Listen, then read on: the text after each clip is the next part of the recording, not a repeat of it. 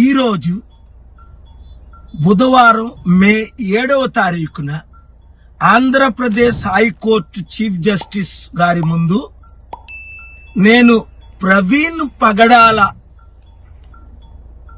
గురించి repost mortem చేయమని, సత్యాలు బయటకు వచ్చేటట్టు మరొకసారి ఇన్వెస్టిగేషన్ సిబిఐ ద్వారా చేయమని వాదనలు వినిపించాను. కానీ చాలా తక్కువ టైం ఇచ్చారు.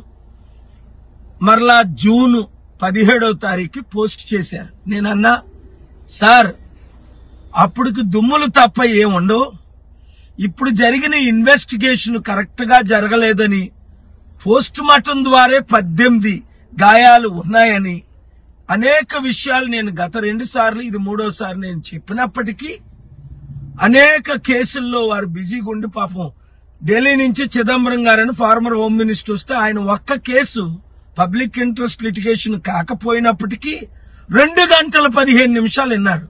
కానీ ప్రవీణ్ పగడాల కేసు గురించి 5 నిమిషాలు కూడా సమయం లేదు. న్యాయం జరగాలి అని దేశ విదేశ నాయకులు, నేను అమెరికాలో ఉన్నవారు కూడా కోరుతున్నారు. అయినప్పటికీ ప్రార్థించండి, పోరాడదాం. రాజ్యాధికారం మనకు వస్తేనే ఈ దేశం బాగుపడుతుంది, రాష్ట్రాలు బాగుపడతాయి.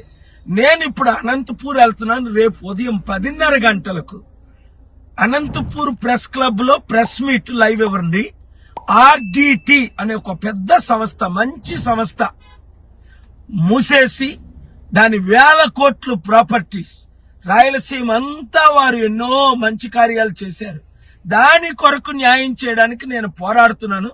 నాతో కలిసి పోరాడండి, రాష్ట్రాలని దేశాన్ని రక్షిద్దాం. Thank you very much. మత ఘర్షణలు తీసుకురావాలని ఏకైక లక్ష్యం.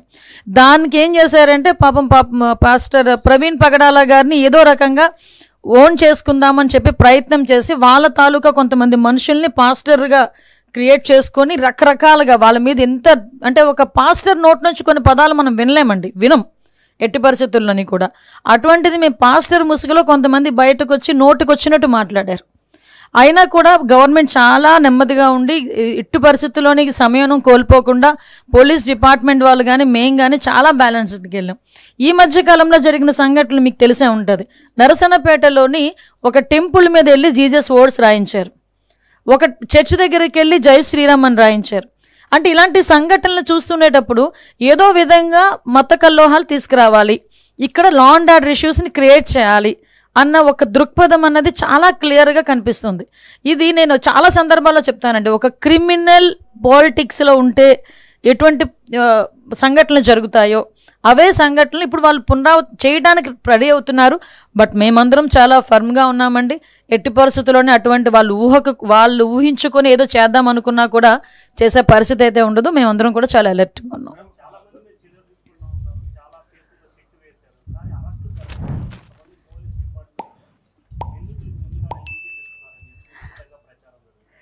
మీ దేవుడి దయవల్ల మీరే ప్రచారం అన్నారు కాబట్టి సంతోషం.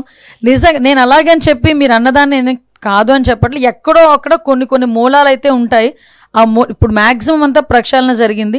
ఇంకా ఎక్కడైనా మూలాలు ఉంటే కూడా మీరు చెప్పిన దాన్ని కూడా మేము కన్సిడర్లోకి తీసుకొని మేము కూడా విచారణ చేసుకుంటాం. కానీ అటువంటి పరిస్థితి అయితే యాజ్ ఆఫ్ నో మా దగ్గర ఎక్కడ లేదు. సిట్ విచారణ పూర్తయిన వెంటనే చర్యలు ఉంటాయండి. ఎందుకంటే మేము ఏదో కంగారు పడిపోయి విచారణ తీసుకొచ్చేసి మళ్ళా వెళ్ళి వాళ్ళు కోర్టులకు వెళ్తే మేము ముట్టకెళ్ళి తినే పరిస్థితులు అయితే వెళ్ళాం. మేము చాలా క్లియర్గా సిట్ విచారణ కంప్లీట్గా పూర్తి చేసుకొని అందులో ఎవరైతే దోషులు ఉన్నారో విత్ సాక్ష్యాధారాలతో పట్టుకొని వాళ్ళ మీద చర్యలు ఉంటాయి.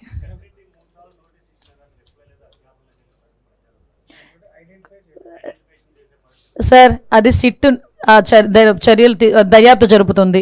కొన్ని వాళ్ళ దర్యాప్తు జరిగేటప్పుడు మనం ఇంటర్నల్గా దానిలో మనం ఇన్వాల్వ్ అవ్వకూడదు. దర్యాప్తు పూర్తయిన తర్వాత ఎవరు తప్పించుకోడండి. మొత్తం ఒక విషయం చెప్తున్నాను, తప్పు చేసిన వాడు ఎవడు కూడా తప్పించుకోలేడు. డెఫినెట్గా చర్యలు అయితే ఉంటాయి.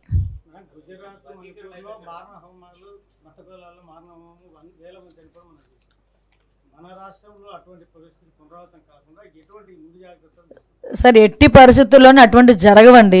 ఫ్యాక్షన్ లాంటి ఊర్లనే చంద్రబాబు నాయుడు గారు అనే వ్యక్తి ఫ్యాక్షన్ లేకుండా చేసిన పరిస్థితి.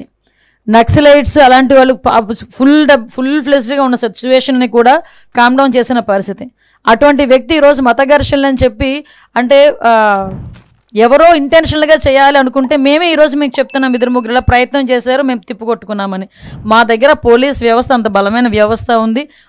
ఒక పక్క చంద్రబాబు నాయుడు గారు ఉన్నారు. ఇలాంటి వాటిని ఆదిలోనే తుంచేసే పరిస్థితి మాకు తెలుసు.